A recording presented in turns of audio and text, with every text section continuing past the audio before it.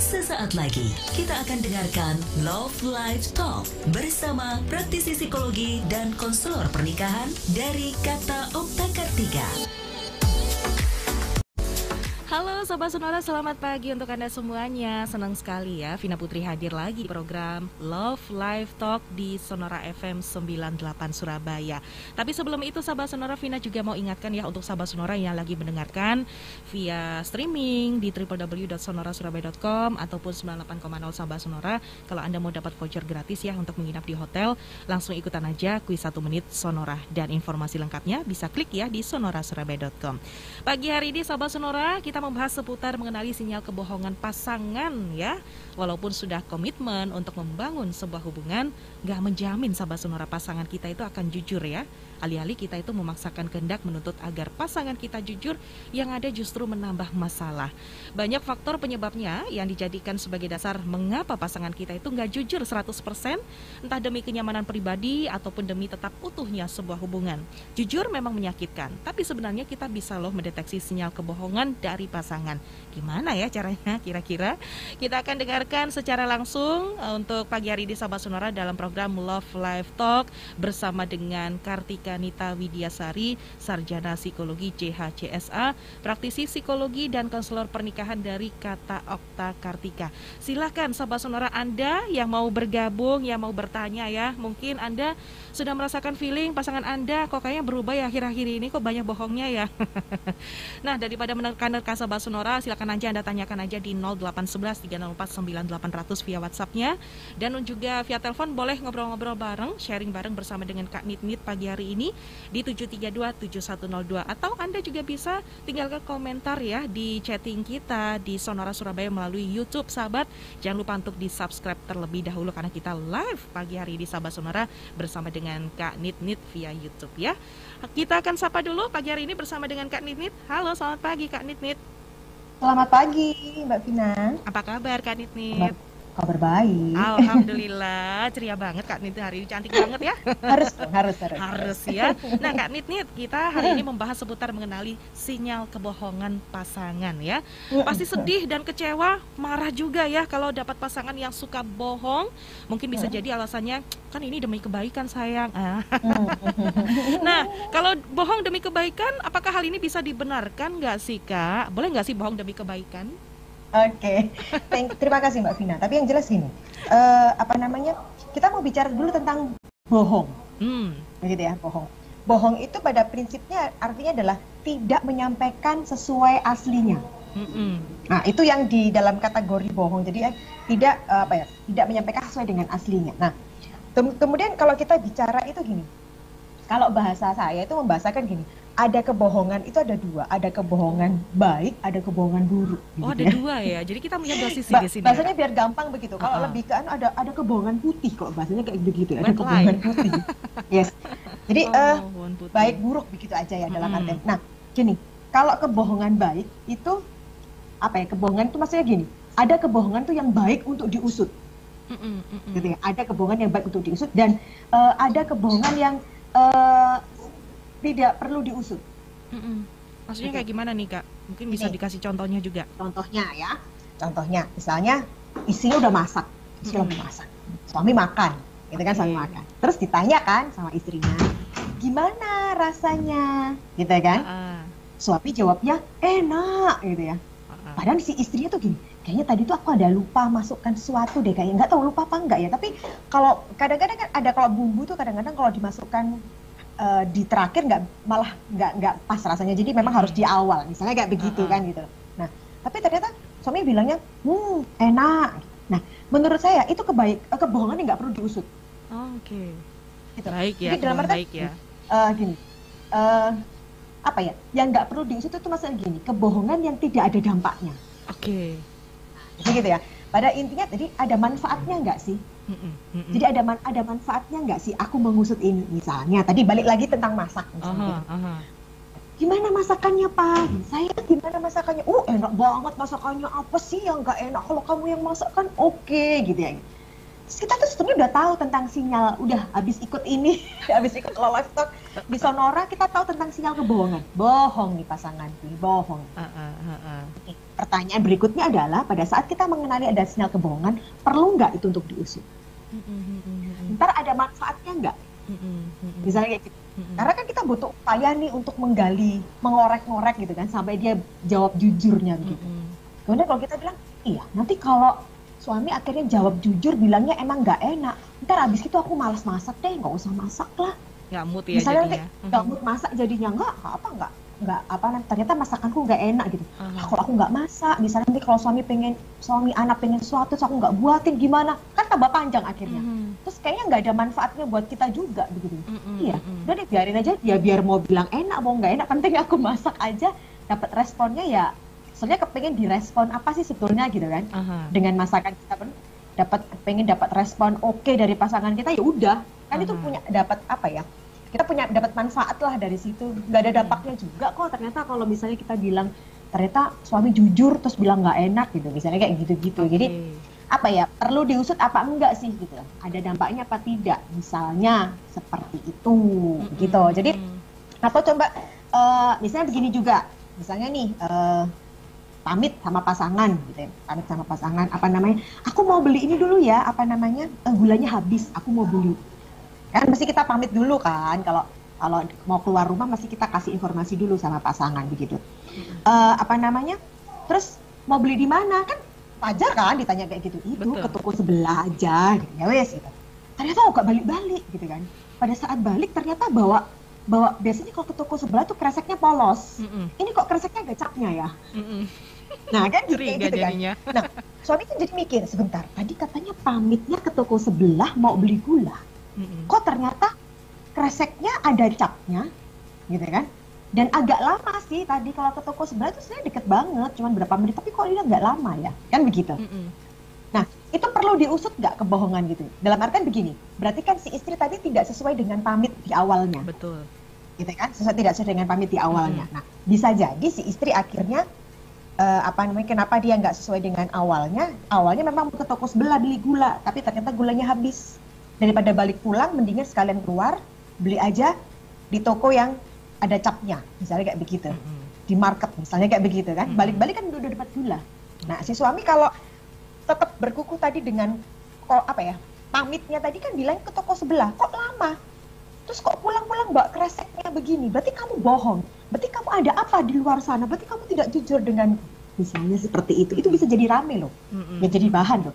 Nah tapi kita kemudian berpikir, oh bisa jadi mungkin di sebelah gulanya habis, ya namanya kan toko meracang kecil-kecilan, jadi kan nggak langsung standby yang habis baru beli kan gitu, bukan yang terus ada supply-nya barangnya kayak begitu kan, boleh. Dan akhirnya kita mengatakan ya itu kebohongan yang nggak perlu diusut lah, dalam artian begitu, karena nggak ada juga manfaatnya kan kita usut kayak begitu gitu.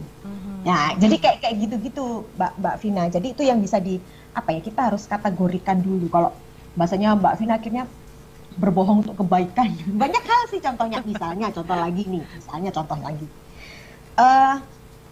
misalnya nih, kita masih tetap pakai contoh suami istri aja paling gampang. Misalnya si istri itu paling gampang itu gini, si istri itu punya temannya suami, misalnya gitu, temannya suami itu ada salah satu temannya suami yang istri kita nggak suka. Ada kan, ada yang pasangan kita nggak suka, ada kan kayak begitu kan gitu. Aku nggak suka banget kalau sama dia itu kayak gitu. Kita sebagai pasangan tahu kan kayak begitu. Nah terus kemudian misalnya hari itu suami pulangnya malam. Pulangnya malam, sampai rumah pasti ditanya dong, dari mana gitu ya, lembur. Kita tahu, udah nangkep nih sinyal-sinyalnya. Kayaknya kalau lembur itu mesti kasih kabar deh gitu. Ntar aku lembur kasih kabar ya. Nggak kasih kabar ya, kan begitu ya. Aneh ya dari biasanya. Ada yang tidak sesuai nih ada yang tidak sesuai kan gitu ya. Terus kemudian kalau kita mau tanya lagi, misalnya mau tanya lebih detail lagi begitu ya. Nah, si suami kan bilang enggak, ya lembur aja lah, ngapain sih? Nah, kok tanyanya malah nyolot ya, kok ditanya kok balasnya malah nyolot ya. Nah, itu kan sudah sinyal-sinyal, berarti ada yang ditutupi. Gitu kan, ada informasi yang ditutupi, dan pada saat kita mau kejar ke informasi tersebut, jadinya nyolot dalam artian supaya biar kamu nggak perlu tanya lebih jauh. Nah misalnya gini, kok ini pas nggak kasih kabar kalau lembur misalnya ya, akhirnya kita mencoba untuk menggali. Kemudian pasangannya nyolot, kamu juga kayak begitu kemarin, kamu juga nggak ngasih kabar pulangnya sampai kemana aja kamu. Ceritanya balas begitu, nih. Kok jadi balesnya kok jadi ini ya, ungkit-ungkit gitu di luar topik ya, gitu kan? Kayaknya kok jadi, nah itu bahasanya itu kalau kita bicara tentang sinyal kebohongan udah tahu ada kebohongannya. Nah berikutnya adalah ini layak nggak untuk di apa namanya diusut, digali lebih lanjut, diusut, layak nggak? Kayak begitu. Nanti suami juga begitu. Jadi kita juga dalam hal ini begini. Kenapa kok tadi bilang ada kebohongan yang layak untuk diusut dan ada yang tidak layak untuk diusut, begitu kan? Ada maksudnya gini. Kita juga harus memahami kenapa sih akhirnya pasangan kita itu menutupi informasi aslinya. Nah itu kan akhirnya kita definisikan sebagai bohong, gitu kan? Dia menutupi informasi aslinya karena kita tahu pasangan kita ntar daripada rame deh gitu.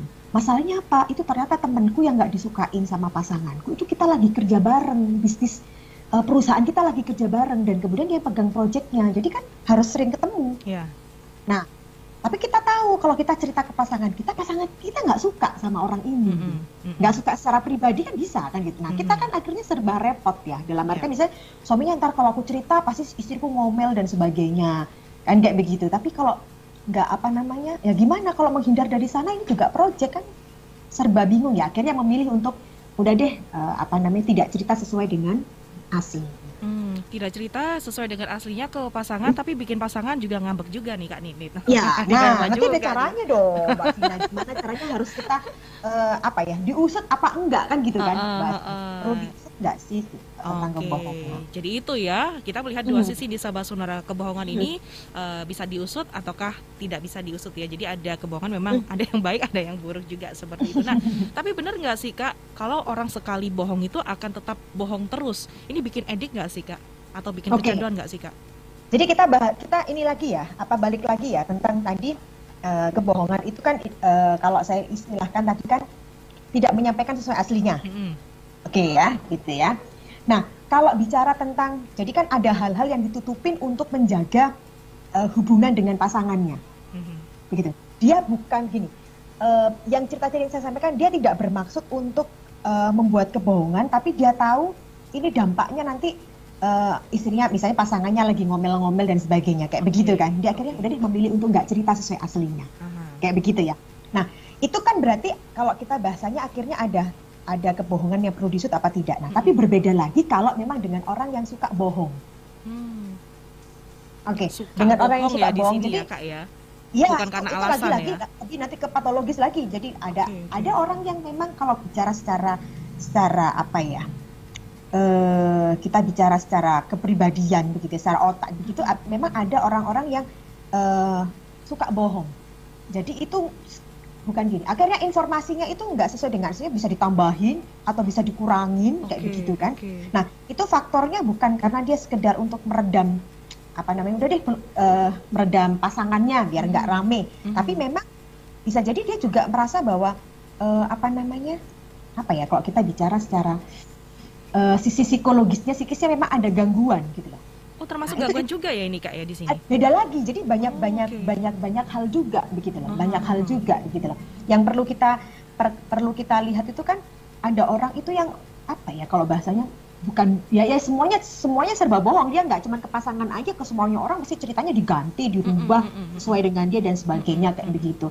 Ada yang orang yang suka dapat informasinya ke dia, misalnya dia tadi dapat hadiah, misalnya kemudian dibalik sesuatu yang enggak, aku nggak dapat apa-apa, mana dia nggak pernah ngasih aku apa, ada yang kayak begitu juga. Nah itu kan dibedakan ya gitu. Nah kalau memang gini loh, kalau kita bicara tentang di dalam rumah tangga, tentang pasangan gitu kan ya, kita harusnya kenalin juga pasangan kita. Dia ini apakah modelnya yang bohong? Jadi semua yang disampaikan dia itu nggak bisa dipercaya. Itu kan sudah bisa kita lihat dari nggak hari ini aja, tapi bagaimana perilaku sebelumnya.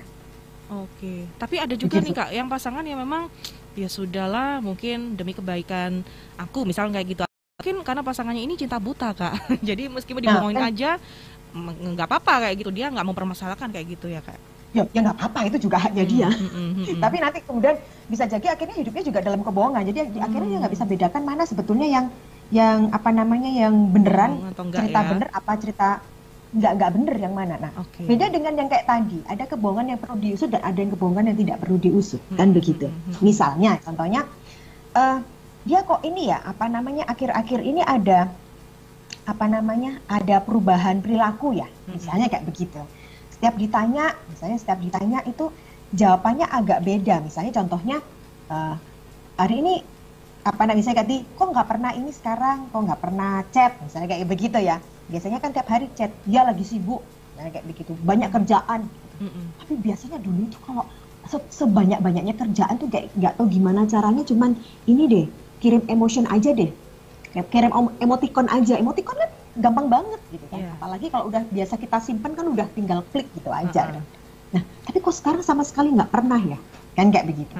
Pada saat pasangan kita mengenali ada yang sepertinya ada yang ditutupi dari pasangan kita. Nah, gitu, ada kebohongan gitu kan. Nah, kita lihat ini kebohongannya perlu diusut nih. Ya diusut. Kalau memang kebohongannya itu perlu diusut, ya diusut. Nah, kemudian fokusnya adalah apa namanya? Kita harus cari ini habis diusut, terus fokusnya kemana? Berarti harus cari solusinya. Misalnya kalau ada masalah, contohnya misalnya, oh ternyata dia ini kayaknya ini deh, apa namanya, ada orang lain. Nah, itu perlu diusut. Ya kita usut, kita tanya, kita ngobrol, duduk bareng ngobrol. Ngobrolnya seperti yang udah pernah kita sampaikan, bahwa kita bukan ngobrol untuk menyalahkan, tapi kita apa sih, ada apa kok, beneran kah? Kita cari tahu beneran nggak sih di kantornya tuh ini banget, apa namanya, sibuk banget, atau beneran nggak sesuai dengan feeling kita, kayaknya ada yang ditutupin deh. Apa yang ditutupin itu? Kita gali, boleh gitu loh. Nah, tapi salah satunya begini, siapkah pada saat kita menggali? Siapkah pada saat pasangan kita akhirnya berbicara jujur? Jadi nggak cuma sekedar ini aja, kalau kita tahu, kita tahu pasangan kita bohong. Dan ini perlu diusut deh, gitu. Perlu diusut. Oke, aku berarti harus usut. Nah, yang perlu dilakukan berikutnya adalah menyiapkan mental kita. Yang kemungkinannya adalah gini, kita biasanya kan udah siap, kalau dia bohong ya aku akan kejar terus, aku akan gali terus sampai dia jujur. Nah, pada saat ternyata pasangan kita jujur, siapkah kita menerima informasi tentang kejujurannya? Meskipun kejujur itu menyakitkan ya Kak ya kadang. Akhirnya bisa lah, bahasanya begini, kenapa dia menutupi? Berarti kan dia tahu tentang pasangannya. Bisa jadi akan menyakitkan kan. Nah, itu enggak, kita siap enggak tentang itu? Berarti ada konsekuensi di sini ya Kak. Kalau memang siap, ya udah gitu aja, yang apa namanya, kalau memang udah siap ya ayo diusut. Berarti di sini adalah pasangan harus menerima konsekuensi ketika pasangan ini berkata jujur begitu ya. Kalau memang dia melakukan hal kebohongan, mungkin dia sudah tahu karakter pasangannya pasti akan marah-marah ketika dia jujur sama pasangannya, makanya dia memilih bohong seperti itu ya Kak ya. Ya. Nah, dan itu kan juga akhirnya begini. Karena begini ya, kalau kita bicara tentang salah satu motif, kita bicara salah satu motif orang berbohong, terutama dalam rumah tangga ya. Terutama dalam rumah tangga itu kan biasanya itu kan takut disalahkan.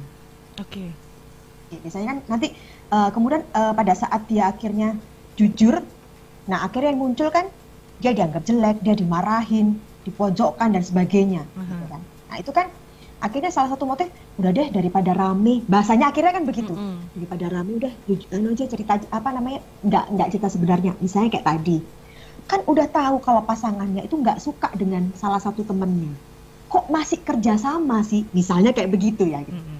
Pada saat kita harus bercerita, aku pulangnya malam, soalnya sekarang itu ada project dan apa namanya, project baru, dan kebetulan aku projectnya ini sama ini loh temen kita apa? Kan kita udah tahu kan, aku udah. Nah, daripada kita melihat pasangan kita nanti kalau cerita tentang itu masih wajahnya itu udah alisnya udah gugur jadi satu, ini kayak misalnya kayak begitu ya, Kak. Kan nggak enak banget gitu. Ya udah deh, aku mendingan cari cerita lain deh. Jadi di sini adalah untuk tidak ingin lah ya ada kemarahan ataupun pertengkaran antar pasangan seperti itu ya. Maka itu dilakukan oleh pasangan ini harus berbohong seperti itu. Nah Kak, ini ada pertanyaan dari Maira yang ada di Gresik. Selamat pagi Mbak Maira. Apakah dengan menjudge pasangan saat ketahuan berbohong itu akan membuat pasangan tidak mau ngaku bagaimana komunikasi dengan pasangan agar dia itu mau mengakui kebohongannya, karena ada sih tipikal pasangan yang sudah ketahuan berbohong tapi masih menyanggah aja, kan bikin sebel gitu jadinya. Oke, iya benar-benar. Nah, itu kan balik lagi tentang itu tadi. Apa namanya, pada saat dia melakukan kebohongan, terus kemudian ketahuan. Nah, itu kan sebenarnya dia tahu resikonya. Ini aku bohong dan ketahuan. Bicara ego mekanisme manusia itu kan kalau bisa kan dia harus tampak jangan sampai aku disalahkan. Jadi kamu bohongnya enggak, kata siapa aku bohong? Harga diri ya Kak di sini. Enggak, itu kan pikiranmu aja. Jadi akhirnya tambah rame. Oke.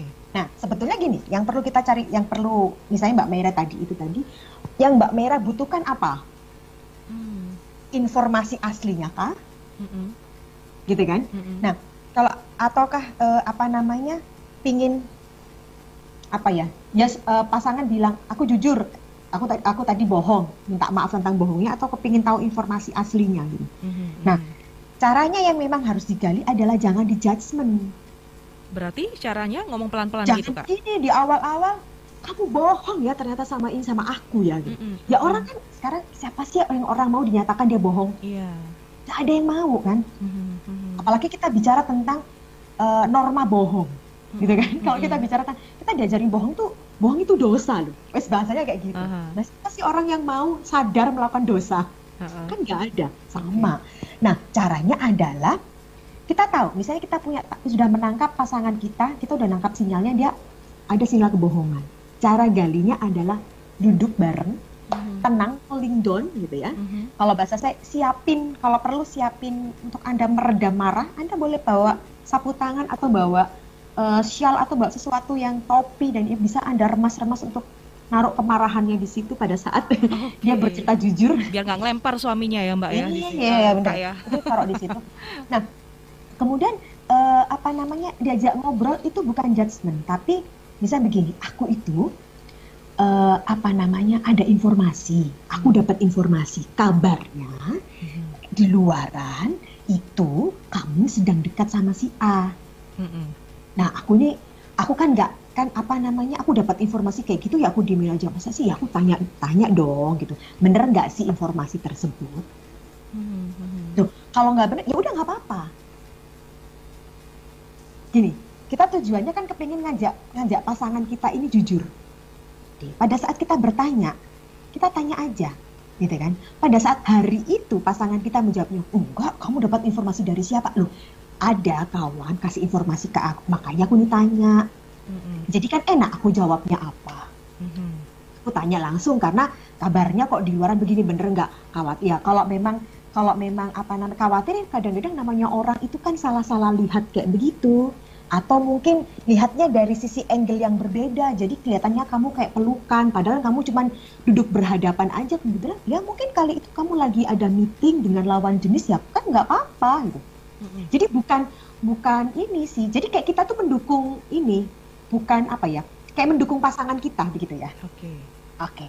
Nah, misalnya hari itu dia mengatakan, enggak aku nggak ada apa-apa, ya udah kalau nggak ada apa-apa ya nggak apa-apa, kan aku cuma mau konfirmasi aja.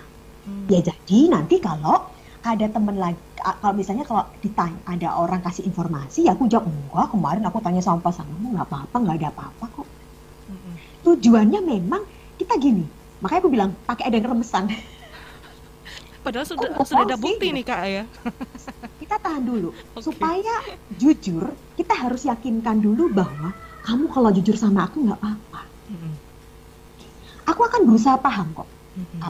Bahasanya gini, ya orang itu kan nggak kepingin sebenarnya dapat marah lah begitu ya, nggak pengen dimarahin gitu kan. Nah, pada saat pasangan kita bahwa ternyata kok aku badan agak bohong, tapi kok sama pasanganku nggak dikejar ya, malah ya udah nggak apa-apa gitu. Ntar lain kali kalau ada misalnya kamu lagi keluar ketemuan sama temenmu, sama klienmu, cerita dong sama aku, jadi biarkan aku tahu gitu, biar kamu nggak disangka bohong sama orang-orang. Jadi kan kayak kita membangun kepercayaan kepada pasangan kita. Dari situ pasangan mungkin awalnya dia belum terbuka, karena dia juga mau ngecek biar dia nggak merasa disalahkan, biar dia nggak merasa takut dan sebagainya kayak gitu. Jadi ternyata enak juga kok cerita. Ya udah, kita boleh beri kita bangun kepercayaan dulu, bangun bahwa hubungan kita asik kok.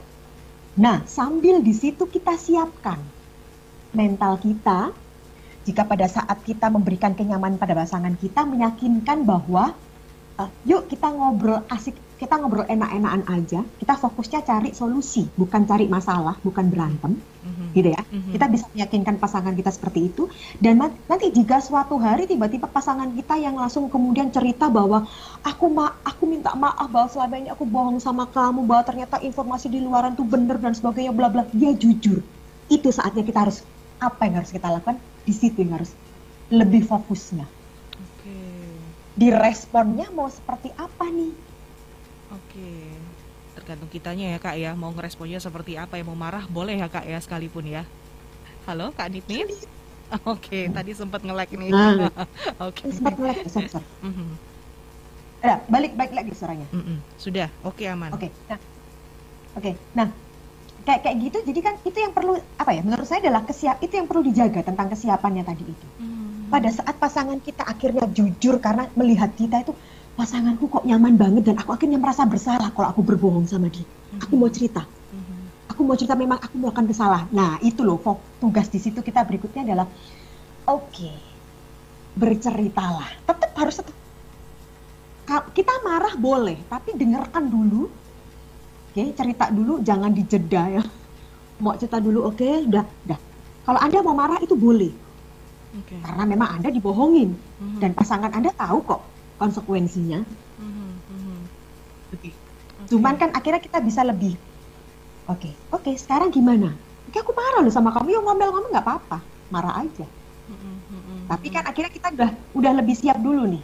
Akan berbeda nanti marahnya kalau kita siap dengan marah tidak siap, itu akan. Jadi kita nggak apa ya, kalau bahasanya nggak judgement akhirnya, ya udah. Terus sekarang gimana? Solusinya gimana? Mau kayak begini atau bagaimana, atau yang jelas aku nggak mau dibohongin. Ya udah, ngomong aja. Bahasa seperti itu lebih baik ya Kak ya, untuk komunikasinya lebih baik ya daripada menjudge pasangan marah-marah dulu kayak gitu Kak. Iya, kadang-kadang kan gini loh. Kadang-kadang itu tadi loh, kayak kebohongan misalnya tadi. Aku tuh sebenarnya misalnya gini, ketemu sama temen tadi yang kamu nggak suka, misalnya kayak begitu. Nah terus kemudian aku cerita, aku bakal tahu kamu ngomelnya kayak apa. Gitu. Tapi kalau kemudian, ternyata kamu orangnya ya ini kok, kamu tetap ngomel, tapi ngomelmu jadi lebih asik, nggak panjang banget gitu. Jadi aku jujur aja deh gitu. Akhirnya pasangan jadinya sungkan ya Kak? Iya dong. Dan di situ akhirnya kan dia berpikir lagi tentang perlukah aku membohongi pasanganku, kan begitu. Semoga bisa menjawab ya pertanyaan dari Memaira yang ada di Gresik. Lebih PDKT aja ke pasangan, ngomong yang baik-baik dulu aja ya, jangan langsung menjudge gitu. Nanti pasangannya malah nggak tambah ngaku, yang ada juga malah tambah bohong lagi begitu ya, karena takut lihat pasangannya marah nanti ya. Kak Nitnit, kita beri sebentar, masih ada segmen kedua nih. Kita juga mau ingatkan untuk sahabat Sonora yang mau ikutan gabungan, silakan. Nomor WhatsApp kita di 0811 304 9800. Telepon juga bisa 7327102 dan bisa tinggalkan komentar di YouTube Sonora Surabaya. Jangan lupa untuk subscribe terlebih dahulu, dan kita juga live ya di IG, di Instagramnya Kata Okta Kartika, sahabat Sonora ya. Anda bisa akses di sana live di Instagram Kata Okta Kartika juga, sahabat Sonora, selama 1 jam ke depan ini sahabat. Jangan kemana-mana, tetap di Love Live Talk sahabat Sonora. Kita nanti akan kembali lagi setelah yang satu ini. Kembali Anda dengarkan Love Live Talk. Acara ini merupakan kerjasama Sonora Surabaya dengan Kata Okta Kartika. Oke sahabat Sonora, di segmen kedua ini ya kita masih membahas seputar mengenali sinyal kebohongan pasangan. Silakan untuk Anda komentar ataupun bertanya sahabat Sonora pagi hari ini di WhatsApp kita 0811 304 9800. Telepon juga bisa sahabat Sonora, ngobrol-ngobrol sharing bareng di 7327102 sahabat Sonora. Dan Anda juga bisa akses untuk YouTube Sonora Surabaya. Anda bisa tinggalkan komentar chatting di sana, dan Anda juga bisa akses ya di Instagram Kata Okta Kartika sahabat Sonora. Kita live di Instagram Kata Okta Kartika dan juga di YouTube Sonora Surabaya. Tentunya sahabat Sonora masih bersama dengan Kartika Nita Widiasari, sarjana psikologi CHCSA, praktisi psikologi dan konselor pernikahan dari Kata Okta Kartika. Nah, kita beralih ya Kak Nitnit ke YouTube Sonora. Ini sudah ada yang bertanya. Selamat pagi buat Yunita Putri. Nah, saat bersama dengan pasangan nih Kak, namun ketika ketika ada telepon dari seseorang atau bukan notif chatting masuk di handphonenya, kemudian dia itu menjauh sebentar dari pasangan untuk angkat telepon ataupun chatting masuk. Nah, apakah ini termasuk tanda-tanda dia melakukan kebohongan kah? Karena ketika ditanya itu agak gugup gitu. Dan sebenarnya wajar nggak sih sebagai pasangan kita itu selalu ingin tahu, kepo urusan pasangannya? Silakan. Oke, terima kasih. Ya, begini, ini jadi banyak juga ya, apalagi kalau nanti tentang pasangan terima telepon dan sebagainya. Ya. Yang pasti itu sebetulnya di awal itu kita itu harus punya ini dulu, kesepakatan untuk ruang privasi. Oke. Kita bikin kesepakatan dulu. Misalnya, di awal kita nggak pernah bahas itu. Gitu kan, gitu. Misalnya nggak pernah bahas itu, ya berarti nggak apa-apa dong kalau kita punya misalnya nggak pernah bahas tentang telepon, misalnya kayak gitu. Berarti kan kok agak minggir dikit gitu. Ya mungkin dia nggak enak aja kalau ada pasangannya terus kemudian dia harus teleponan sama orang lain. Kadang-kadang kan kalau didengerin orang itu agak-agak berasa kayak ada yang merhatikan gitu kan, nggak enak. Risih ya mungkin. Itu bisa jadi, ya risih. Nah, itu bisa jadi kayak begitu. Nah, sebetulnya yang perlu dicari lebih lanjut sebelum kita memutuskan apakah pasangan kita itu melakukan kebohongan adalah kita bikin ini dulu, ngobrol bareng tentang dengan pasangan. Misalnya gini, misalnya kalau ada di telepon gitu, kalau kamu lagi terima telepon, kalau aku ada di sebelahmu, itu apa yang kamu rasakan? Merasa ada yang ngawasin kah? Misalnya kayak begitu ya, atau terganggu kah, nggak enak atau biasa aja, misalnya kayak begitu ya gitu. Nah, di situ kita bisa sambil obrolkan ke pasangan, nggak apa-apa loh, kamu kalau mau terima telepon, misalnya kamu mau terima telepon, mau chat ke chatting sama orang lain, ya kalau ada lagi sama aku ya nggak apa-apa. Paling kalau kita lagi ngobrol ya kamu bilang, cek ya, sebentar ya, tak terima telepon dulu, tak balas WA dulu ya, nggak apa-apa, kasih kayak gitu aja. Bisa kamu sambil senyum-senyum pun, ya nggak apa-apa gitu. Kan kadang-kadang kita kan balas WA, kadang-kadang kalau WA grup ketemu temen gitu kan konyol-konyol kan, ya kan otomatis senyum lah, nggak apa-apa. Nah, dan itu sebetulnya perlu diobrolkan dulu begitu loh.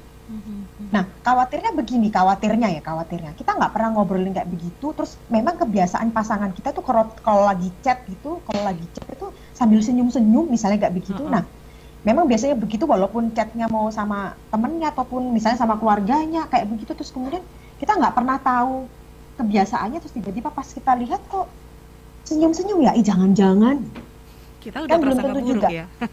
Iya, makanya kan kalau saya bilang kan sebenarnya kita itu perlu ini deh, biar sama-sama perlu kita ngobrol tentang kamu kalau terima telepon sama aku, ada aku gitu gimana gitu.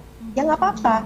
Ya kita ngobrolin aja. Jadi supaya pada saat misalnya gini, ada pasangan nggak enak, aku tuh kalau ini pas terima telepon itu aku harus agak melepir dikit lah biar nggak keganggu.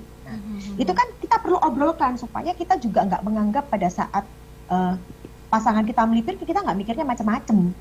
Jadi memang dia lagi terima telepon, kayak udahlah.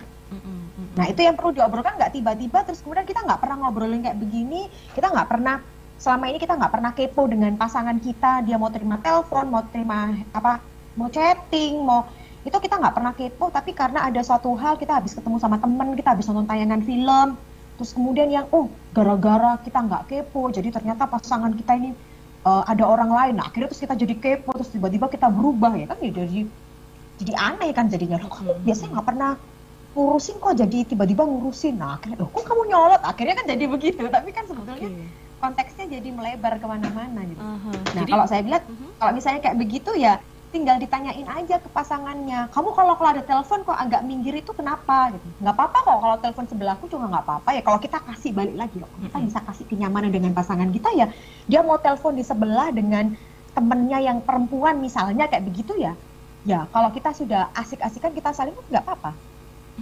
Nah, tinggalkan batasannya kembali lagi ke kita ya sebagai yang punya pasangan gitu ya, dalam rumah tangga kan kita yang bikin peraturannya. Oke, tapi Kak kalau di sini ketika pasangan ditanya kayak agak gugup itu gimana nih Kak? Kalau di sini konteksnya. Kan kita juga nggak tahu. Yang sebetulnya mau gini, agak gugup. Nah, ini kan bisa jadi ada yang ditutupi. Nah, gimana caranya supaya kita ini bisa tahu tentang apa yang ditutupi biar terbuka. Tanyanya kan jangan kayak gitu. Kok gugup kalau tanya bohong ya? judge ya lagi-lagi ya Kak ya. Nah, balik Oke. lagi gitu loh. Mhm. Apa namanya? Boleh tahu nggak tadi dapat telepon dari siapa? Enggak, nggak apa-apa, dari teman aja. Oh ya udah nggak apa-apa. Tapi kamu nggak apa-apa kan? Loh kenapa? Enggak, kamu tak tanya gitu kok kamu agak-agak gugup. Aku khawatir, apa namanya, kemarin itu ada temenku tuh yang kayak begitu, jadi habis terima telepon itu terus agak-agak gemeteran. Ternyata dia tuh apa ya, kayak habis, kayak mau ditipu-tipu kayak begitu loh. Nah aku khawatir aja, kali aja ada yang telepon kamu tuh arahnya kayak ada yang kayak mau tipu. Sekarang kan banyak kayak gitu-gitu. Jadi kayak gitu loh. Oke, disertai contoh Jadi ya. nggak tiba-tiba, nggak tiba-tiba misalnya tadi tuh, kok kamu gugup? Aku tanya, berarti ada yang kamu tutupin ya? Kamu bohong? Kamu telepon sama siapa? Kamu sama perempuan lain? Tak? Kamu ada main apa? Bla bla bla, nggak ada penjelasan. Oke. Nah, akhirnya kan kayak gitu juga. Tanyain aja. Oke. Pakai cara. Ada temenku itu kemarin ya sama gugup gitu. Itu ternyata ibunya masuk rumah sakit. Ternyata saudaranya sakit. Ternyata ada apa pekerjaannya tiba-tiba komputernya itu nge-handle. Jadi kan kayak gitu. Itu kan apa ya, ikutan gugup kitanya kayak gitu. Harus komunikasi di sini ya, lagi-lagi komunikasi pendekatannya ya. Meskipun suami gugup ataupun pasangan Anda gugup ya, buat Yunita Putri mungkin bisa disertai dengan contoh lah ya.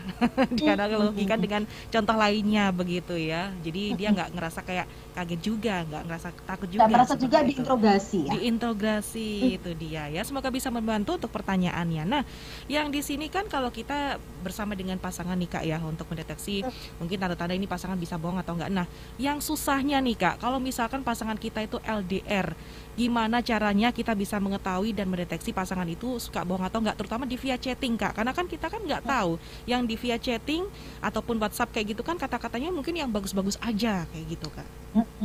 Kan agak susah juga ya. Ya, pertanyaannya balik lagi sebetulnya, LDR-nya udah berapa lama? Udah biasa LDR enggak? Gitu ya. Nah, sebetulnya kan gini, kita kalau balik lagi sebetulnya tentang apa namanya, ada hal kayak tadi, ada hal yang informasi yang tidak sesuai dengan aslinya. Nah, itu hal itu perlu diurus nggak sih? Perlu diusut nggak sih? Kalau memang halal itu yang misalnya dia, contohnya, kita nggak usah bicara tentang LDR pasangan ya. Kita bicara tentang ibu dan anak, misalnya kayak begitu. Anaknya udah di luar kota, jauh dari orang tua. Dia telepon maupun di chat ditanya sama orang tuanya. Biasanya pertanyaannya, udah makan nak? Iya.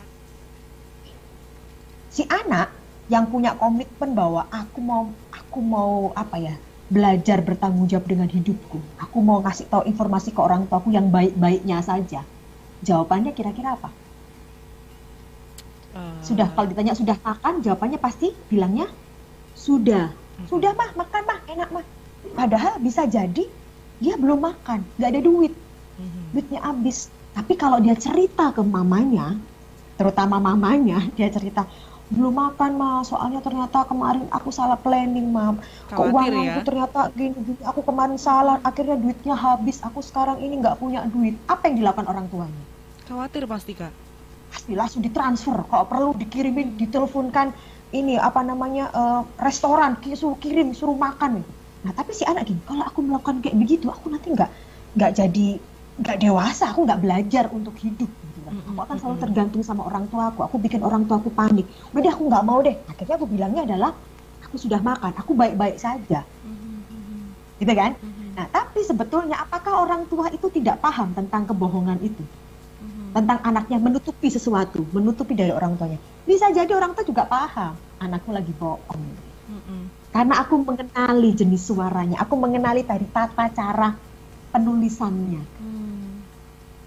Dia lagi bohong, tapi ya udah, kita sebagai kita percaya, udah ada, ya wis nak, kalau udah makan, pokoknya mama ingetin jangan lupa makan ya, jaga kesehatan, udah itu aja kan.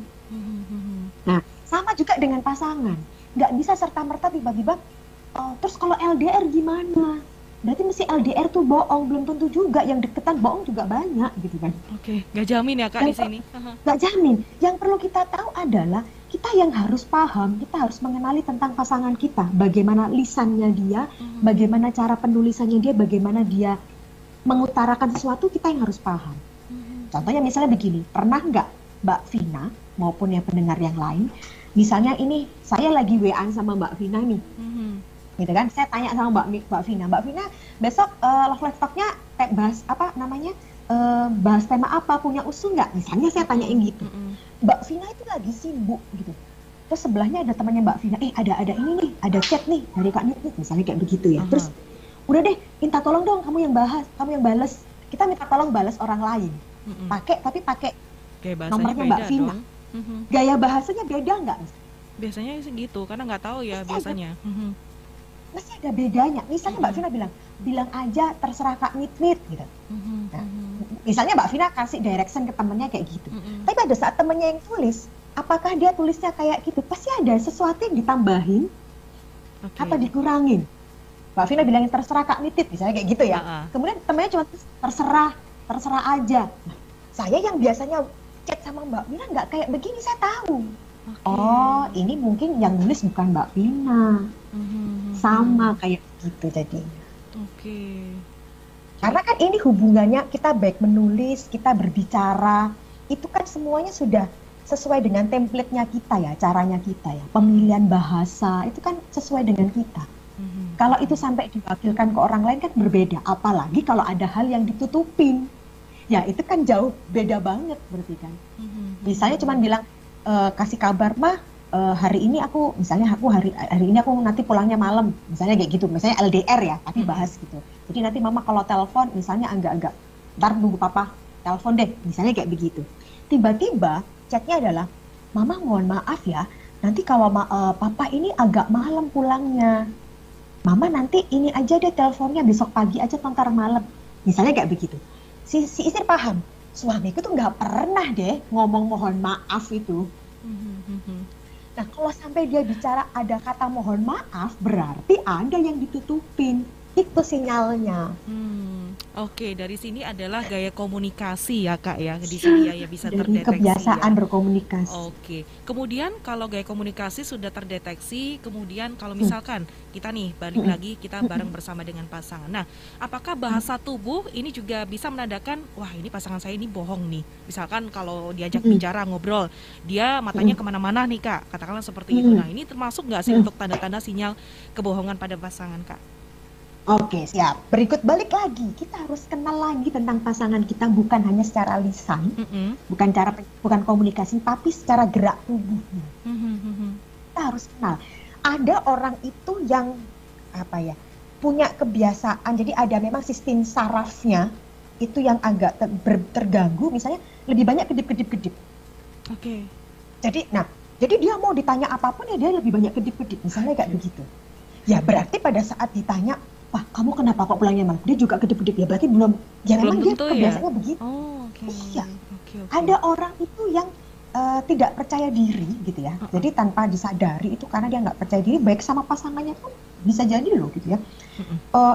Jadi dia kalau ngobrol sama orang itu siapapun orangnya itu dia nggak percaya diri, mesti dia langsung matanya itu misalnya langsung lihatnya ke atas, misalnya kayak begitu ya. Jadi nggak menatap pasangan gitu. Nah, kalau memang dia biasanya kayak begitu, terus pada saat kemudian Anda tanya sesuatu yang agak pribadi, agak interogasi gitu, terus kemudian dia perilakunya sama kayak gitu, ya belum tentu juga dia melakukan kebohongan. Ya? Nah, justru kebalikan, dia biasanya kalau ditanya sama orang itu nggak berani lihat, terus kok kemudian hari ini ditanya, terus kok berani menatap gini, nah ini baru. Nggak, maksudnya lain dari biasanya ya gitu ya Kak ya? Iya, jadi itu yang perlu kita kenali dulu. Jadi nggak semua serba, kenalin dulu aja kalau dia bohong itu berarti kalau lagi kamu tanya dia itu memalingkan wajah. Loh, dia biasanya kayak begitu kok, ditanya anaknya juga memalingkan wajah. Nah, kalau dia kebiasaannya kayak gitu kan nggak bisa juga kita kasih judgement bahwa dia ada yang sedang ditutupin. Oke. Berarti gerakan tubuh yang lain dari biasanya begitu. Iya, itu yang harus kita pahami. Jadi mulai sekarang kita harus pahamin gerakan tubuh pasangan kita. Ada dua nih PR sebagai pasangan nih ya, bahasa tubuh dan juga gaya komunikasi nih untuk mengetahui tanda-tanda pasangan ini bohongan atau enggak. Nah, Kak Nit, 5 menit sebelum kita closing nih, apa nih mungkin yang bisa disimpulkan closing statement terkait dengan mengenali sinyal kebohongan pasangan nih Kak Nit? Silakan. Oke. Jadi gini, ketika kita nanti bisa memahami sinyal kebohongan, kita akan bisa mengetahui pesan di balik kata. Dan kita bisa lebih bijak dalam bersikap. Jadi supaya Anda bisa memahami sinyal-sinyal dan bisa lebih bijak, nanti tanggal 31 Januari, kata Okta Kartika, ada webinar tentang mengenali kebohongan pasangan. Wah, keren banget. banget nih. Nah, Ini nih bisa diikuti nanti nih. kita akan belajar jenis-jenis kebohongan begitu kan ya. Nanti kita akan belajar banyak hal juga di situ tentang supaya kita jadi akhirnya lebih bijak, tahu apa yang harus kita lakukan, apa yang harus kita eh, berikutnya ini apa ini. Jadi nanti ada jenis-jenis kebohongan yang kita pelajari, ada 5 indikator kebohongan, ada cara membuat pasangan jujur. Oke, tanggal berapa tadi Kak bisa diulang? Tanggal 31 Januari jam 7 malam. Jam 7 malam. Kalau mau ikutan gabungan gimana nih Kak? Mungkin sahabat Sonora yang Langsung pengen kepo. aja, boleh nanti langsung bisa ke DM ke Kak Nitit atau langsung aja masuk ke Kata Okta Kartika, di situ informasinya lengkap semuanya ada. Itu ya bisa Anda ikuti sahabat Sonora nanti ya untuk webinarnya. Nah, Kata Okta Kartika ini bekerja sama dengan Sonora FM di program Love Life Talk yang menghadirkan Kartika Nita Widyasari, Sarjana Psikologi CHCSA, praktisi psikologi dan juga konselor pernikahan. Kita hari ini membahas seputar mengenali sinyal kebohongan pasangan. Yang mudah-mudahan kita lebih peka lagi terhadap gerak tubuh pasangan kita, kemudian gaya komunikasi pasangan juga. Kemudian jangan dijudge ya sahabat Sonora, kasihan nanti pasangan yang ada nggak akan ngaku, nantinya akan tambah takut begitu ya. Yang ada juga akan menimbulkan banyak kebohongan ya kalau kita diawali dengan marah-marah dulu, kemudian ngejudge dulu ya. Paling tidak kita obrolin yang baik-baik dulu lah, ngobrolin secara nyaman, enak begitu sama pasangan, biar pasangan juga bisa lebih terbuka lagi begitu ya Kak Nit ya. Oke Kak Nit, terima kasih untuk obrolan kita pagi hari ini. Kita akan bahas lagi di minggu depan dengan topik yang menarik lagi di program Love Life Talk ya. Dan sampai jumpa untuk Kak Nit. Kita ketemu lagi di minggu depan. Dan sahabat Sonora, Vina juga mau ingatkan nih untuk sahabat Sonora, masih ada kesempatan untuk Anda ikutan kuis 1 menit Sonora ya. Jadi ini per 17 Januari sampai dengan 11 Februari 2022. Apalagi untuk Anda yang mau dapat voucher gratis untuk menginap di hotel, silakan ikutan aja kuis 1 menit Sonora. Untuk informasi lengkapnya bisa klik di sonorasurabaya.com. Vina Putri pamit sahabat Sonora di program Love Life Talk di edisi 24 Januari 2022. Sampai jumpa di minggu depan.